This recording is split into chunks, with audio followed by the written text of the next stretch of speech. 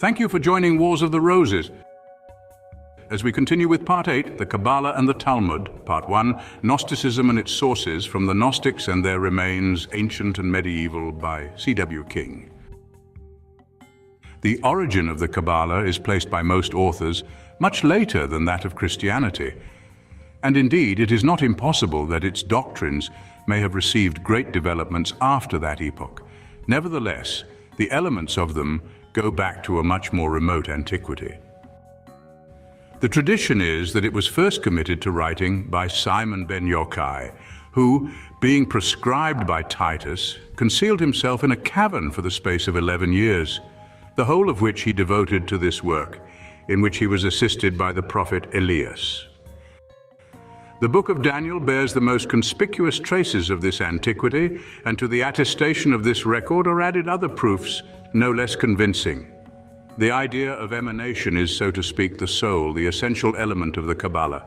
It is likewise, as we have already seen, the essential character of Zoroastrianism. We may therefore consider that it was through their very intimate connection with Persia that the Jews imbibed that idea. According to the Kabbala, as according to the Zendavesta, all that exists has emanated from the source of the infinite light. Before all things existed, the primal being, the Ancient of Days, the eternal King of Light. This King of Light is the All. He is the real cause of all existence.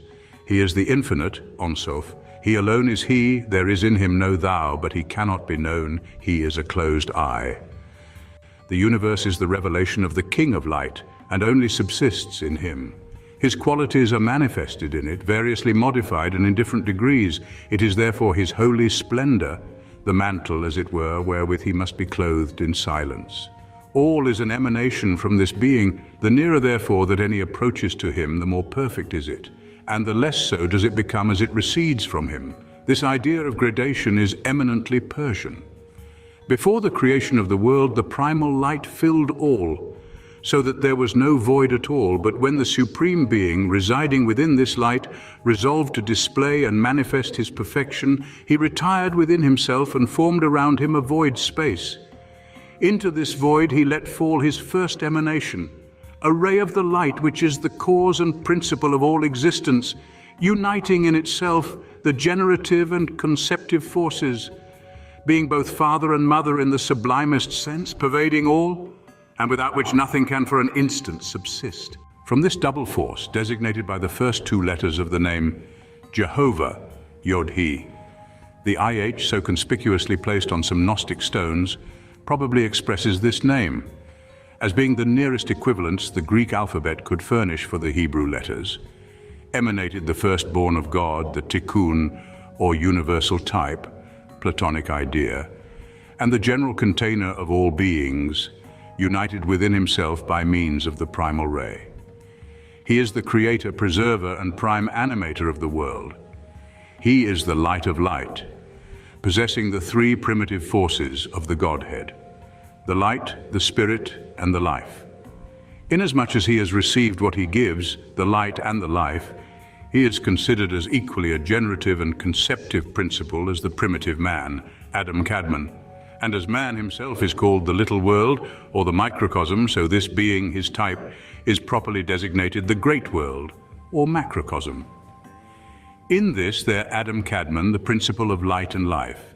The Kabbalists have united the attributes of the same principles amongst the Persians. Adam Kadmon has manifested himself in 10 emanations, which are not indeed actual beings, but sources of life, vessels of the almighty power, types of all the creation. Their names are the crown, wisdom, prudence, magnificence, severity, beauty, victory, glory, foundation, empire. To wisdom they gave the title Jah, to prudence Jehovah, to magnificence El, to severity Elohim, to victory and glory Sabaoth, to empire Adonai. These are all attributes of the Supreme, as displayed in His works, through which alone it is possible for the human mind to conceive Him. To the same emanations, the Kabbalists give other titles which constantly present themselves in Gnostic inscriptions. For example, the crown, Parmenides also calls the Godhead, has the synonym of or light, possibly the same with Hour, the name of a Sabaean genius. Wisdom is called Nous and Logos, and is equivalent to the Sophia of Gnosticism. She has also the names of fear, depth of thought, Eden, according to the several passions that animate her. Prudence is the river flowing out of paradise, the fountain of the oil of unction. Magnificence has for symbol a lion's head, severity a red and black fire, beauty the colors green and yellow, the symbol of beauty is an illuminating mirror. Victory is Jehovah Sabaoth, having for symbol the pillar on the right hand called Yakin. Glory has the left pillar Boaz, called likewise the old serpent, and sometimes cherubim and seraphim. This principle answers to the genius Ophis of the Gnostic systems. Yakin and Boaz signify strength and power. They figure conspicuously in the symbolism of the secret societies of modern times. And naturally so, for these Illuminati have borrowed, probably without understanding it, all the terminology of the Valentinians and the Kabbalists. Foundation becomes the tree of the knowledge of good and evil, also Noah, Solomon, and the Messiah, all which titles merely express the eternal alliance existing between the Supreme and all that emanates from him, and in virtue whereof he brings back into himself all the souls that have lost their original purity. Empire is the consuming fire, the wife of the church. All three titles being also employed in the Valentinian system. The relationship of the Sephiroth, or eons, to one another the Kabbalists represent by a number of circles intersecting in a mysterious manner ad infinitum, or again by the figure of a man or of a tree made up of such circles. The figure of the man, Serampin, consists of 243 numbers, being the numerical value of the letters in the name Abram, and signifying the different orders in the celestial hierarchy. The first idea of this type was possibly borrowed from the Hindu figure of Brahma, and the several types typified by the different parts of his body, to which mystical values are still attached by the Hindus.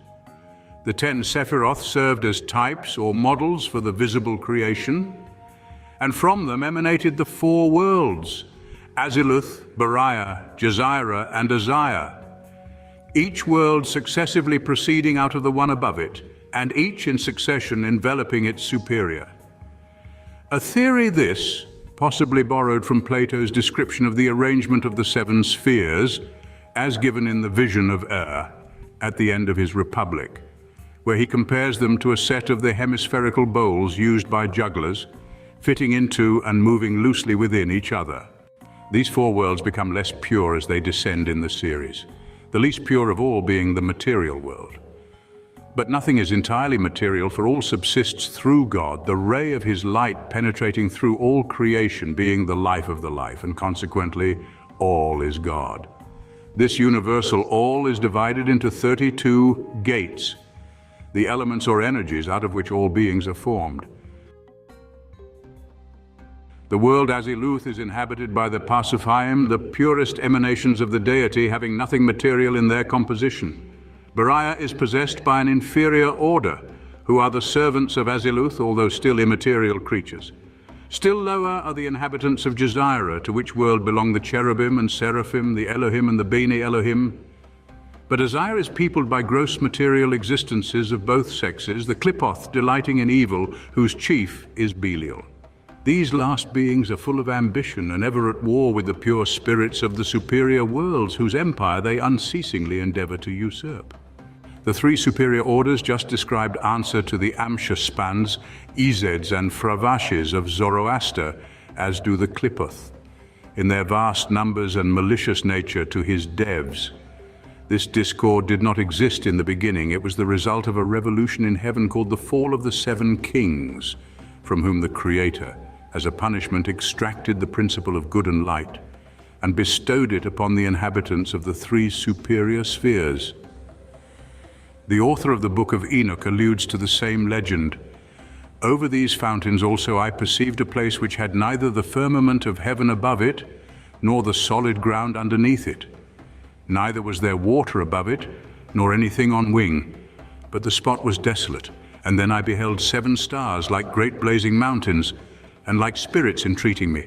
Then the angel said, "This place until the consummation of heaven and earth will be the prison of the stars and the host of heaven. The stars which roll over fire are those who transgressed the commandments of God before their time arrived, for they came not in their proper season, Therefore was he offended with them and bound them until the consummation of their crimes in the secret year.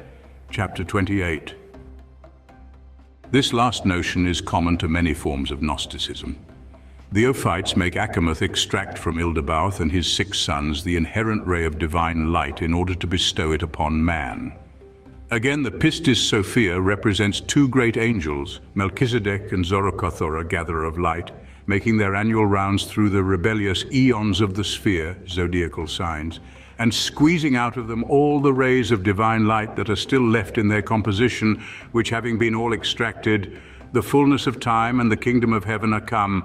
And so according to the Kabbalah, when the contest shall have endured for the space ordained from the beginning of the world, the Supreme shall deliver the spirits in Asia from their material envelope, shall strengthen the feeble ray of his light that is within them, and shall establish its pristine harmony throughout all creation. The human soul is composed of all parts borrowed from each of these 4 worlds. From Asia it gets the nephesh, or seat of the physical appetites. From Jezira the ruach, or seat of the passions. From Briar the neshama, or reason. And from Aziluth it obtains the chaya, or principle of spiritual life. This looks like an adaptation of the Platonic theory of the soul's obtaining its respective faculties from the planets in its downward progress through their spheres. But the Pistis Sophia, with its accustomed boldness, puts this theory into a much more poetical shape. The inner man is similarly made up of 4 constituents, but these are supplied by the rebellious eons of the sphere, being the power, a particle of the divine light, divinae particula aurae, yet left in themselves. The soul formed out of the tears of their eyes and the sweat of their torments, the counterfeit of the spirit, seemingly answering to our conscience. And lastly, the Moira fate, whose business it is to lead the man to the end appointed for him. If he hath to die by the fire, to lead him into the fire; if he hath to die by a wild beast, to lead him unto the wild beast, etc. But in truth, the entire system of this most wondrous gospel is a mixture of the Kabbalah, with the ideas of Magian astrology clouded under the terminology of the old Egyptian creed, to which belong its triple powers, invisible gods, and the proper forms assigned by it to the different eons. All the human race having sinned in the first man, that is, as regards their souls, all which were necessarily contained within his soul at the time of the fall, these souls are exiled hither into prisons of matter, called bodies, in order to expiate their sin and to exercise themselves in good during their residence on earth. Such as upon quitting the body are not found sufficiently purified for entrance into Aziluth, have to recommence their penance in this world. Hence the question of the disciples whether a man's being born blind were the punishment for his own sins, which on this supposition must have been committed by him in a previous life. This penitential transmigration of souls forms a very conspicuous feature in the doctrine set forth in the Pistis Sophia. The wicked, after undergoing torment for periods nicely apportioned to their deserts, in prisons belonging to the several infernal powers, are sent into this world again to inhabit human bodies afflicted in different ways, lame, blind, or sunk in abject poverty. Similarly, the righteous but unregenerate man is provided with a fresh body wherein to avail himself of the sacraments of the new religion, which in his former life he had neglected through ignorance and not willfully. The nature of God and of man is therefore the subject of the Kabbalah.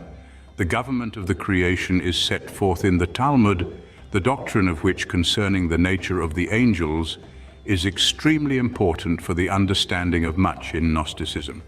The whole system in this particular is borrowed from the Zendavesta, and could not have originated before or indeed without the captivity, so opposite is the spirit pervading it to the genius of the Mosaic law. According to it, the government of all things is entrusted to the angels, of whom there are 70 princes watching over each element, nation, and language.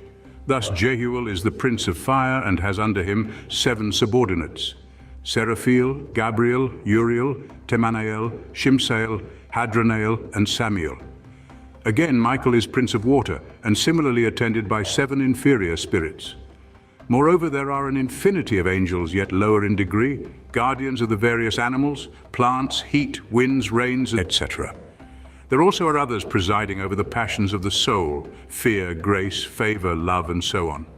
Hence it is not to be wondered at that the angel who directs the course of the sun should have under him no less than 296 hosts, whose sum is expressed by the numerical letters in the word Haaretz, the earth. The head of them is Metatron, the number of his name being 314 and therefore equivalent to that of Shaddai, the Almighty. Metatron is the Persian Mithras. The names of the others are all compounded with El God and contain his titles or invocations to him. All this celestial roll call fully explains St. Paul's warning to his flock at Colossae against being reduced into a voluntary, that is, an uncalled for humility, and the worshipping of angels, whilst the copious appearance of their names upon talismans strongly testifies to the veneration in which their power was held. The Book of Enoch thus states the names and offices of the angels who watch.